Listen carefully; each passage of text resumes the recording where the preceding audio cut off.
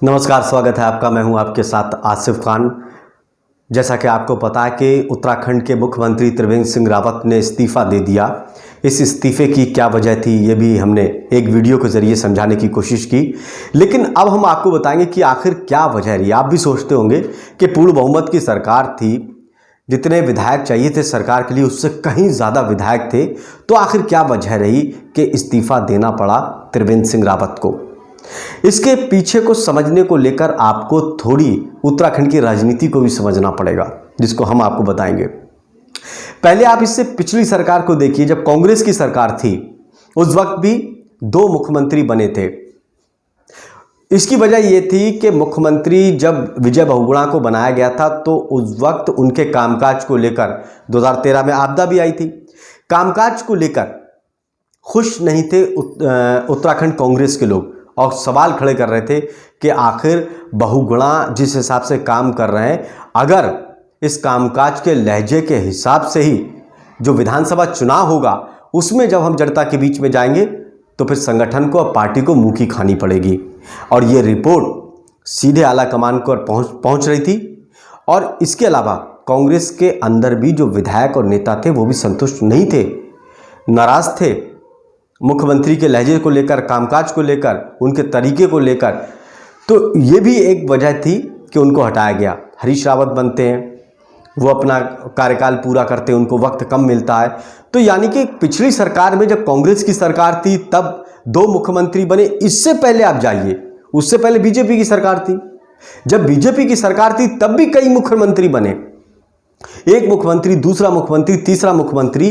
ये उस सरकार में भी चला जब बीजेपी की सरकार थी। यानी कि त्रिवेंद्र सिंह रावत को जो हटाया गया ये कोई नई बात वहां पर नहीं है। इससे पहले भी जो सरकारें रही हैं उसमें भी मुख्यमंत्रियों को हटाया गया। एक बड़ी महत्वपूर्ण बात यह है कि नरेंद्र तिवारी जब मुख्यमंत्री बने थे उत्तराखंड के और उन्होंने अपना 5 साल का कार्यकाल पूरा किया, इसके बाद 20 साल हो चुके हैं। 2000 में उत्तराखंड का गठन हुआ, उसके बाद से आज तक कोई भी ऐसा मुख्यमंत्री नहीं बना जिसने 5 साल का अपना कार्यकाल पूरा किया हो। त्रिवेंद्र सिंह रावत ऐसे थे कि 4 साल के कार्यकाल तक अपने पहुंच चुके थे, क्योंकि 18 तारीख को सरकार तैयारी कर रही थी कि 4 साल पूरे होते तो अपनी योजनाओं का बखान करते। इसको लेकर तैयारियां हो रही थी, खूब ऐड बन रहे थे कि टीवी चैनलों में चलने के लिए सरकार की उपलब्धियों को गिनाना है, जन जन तक पहुंचाना, क्योंकि आगे चुनाव भी 1 साल के बाद। और उनको मालूम था अंदर फूट पड़ रही है, अंदर नाराजगी है। उनको खुश करने के लिए भी योजनाएं गिनाई जाती कि क्या कुछ त्रिवेंद्र सिंह सरकार ने किया। तो दूसरी तरफ 4 साल भी पूरे नहीं हो पाए और उनको कुर्बानी देनी पड़ी।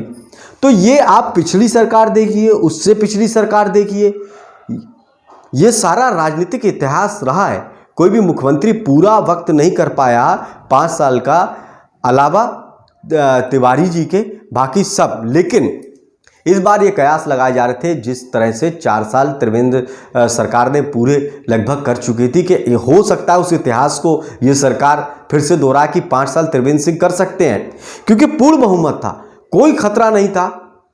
50 से ज़्यादा इनके विधायक थे और जितना चाहिए तो उससे कहीं ज़्यादा विधायक थे, कोई खतरा ही नहीं है।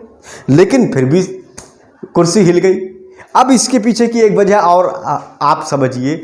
देखिए, उत्तराखंड का राजनीतिक इतिहास ये रहा है, वहाँ पर विपक्ष से खतरा नहीं होता है। वहाँ अपनी ही पार्टी के लोग सरकार को गिरा देते हैं, अपनी पार्टी के लोग मुख्यमंत्री कुर्सी खींच लेते हैं, मुख्यमंत्री को पद से हटा देते हैं और फिर दूसरा मुख्यमंत्री बन जाता है। यही पिछली कांग्रेस में हुआ, यही उससे पहले बीजेपी की सरकार में हुआ और अब तक होता आया। 20 साल का राजनीतिक इतिहास है उत्तराखंड का, यही इस बार हुआ। यानी कि उत्तराखंड के अंदर विपक्ष से कम और अपनों से ज़्यादा खतरा है। जो हर बार हो रहा है वही इस बार हुआ। यही वजह है कि 20 साल पूरे होने के बाद, करीब 20 साल उत्तराखंड के गठन को हो गए, उसके बाद भी उत्तराखंड का विकास नहीं हो पाया। राज्य आंदोलनकारियों ने बड़ी कुर्बानियाँ दी, लेकिन वो कुर्बानियाँ उनकी जो उन्होंने सपने देखे थे वो सपने पूरे नहीं हुए। वो कुर्बानी उनकी जो है वो काम नहीं आ पाई, विकास के काम नहीं हुए। जो मुश्किलें पहले थी उत्तराखंड के अंदर वही मुश्किलें आज भी खड़ी हैं। पहाड़ के लोगों के सामने पहाड़ जैसी प्रॉब्लम है।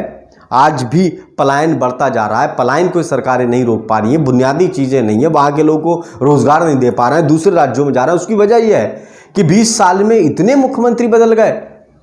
तिवारी के अलावा कोई आज तक मुख्यमंत्री अपना कार्यकाल पूरा ही नहीं कर पाया। सत्ता गिराने में और बचाने में इसी में 20 साल लगा दिए। अब बताइए 4 साल के बाद जब 1 साल बचता है, उसमें इतनी तेज रफ्तार से सरकार काम करती है कि जितना 4 साल में किया उतना 1 साल में करती है। चुनाव का साल होता है, सारी बड़ी बड़ी घोषणाएं रोक कर रखते हैं, जनता को खुश करना होता है, आलाकमान को खुश करना होता है, तो यहां तो 1 साल बर्बाद हो गया। अब नए मुख्यमंत्री आएंगे, कामकाज संभालेंगे, उस बात को समझेंगे कितने काम हुए कितने काम नहीं हुए। जब तक तो आचार संहिता लग जाएगी, फिर चुनाव की तैयारियां हो जाएगी, तो क्या सरकार काम करेगी। यानी कि राजनीतिक इतिहास वहां का ऐसा रहा है कि अपने ही पार्टी के लोग अपनी ही सरकार गिरा देते हैं। यह भी एक बड़ी चीज रही, दिलचस्प बात है उत्तराखंड के लिए। और वहां इसीलिए 20 साल का करीब वक्त हो चुका है, वहां पर विकास नहीं हो पाया। ये एक बड़ी वजह है। नमस्कार।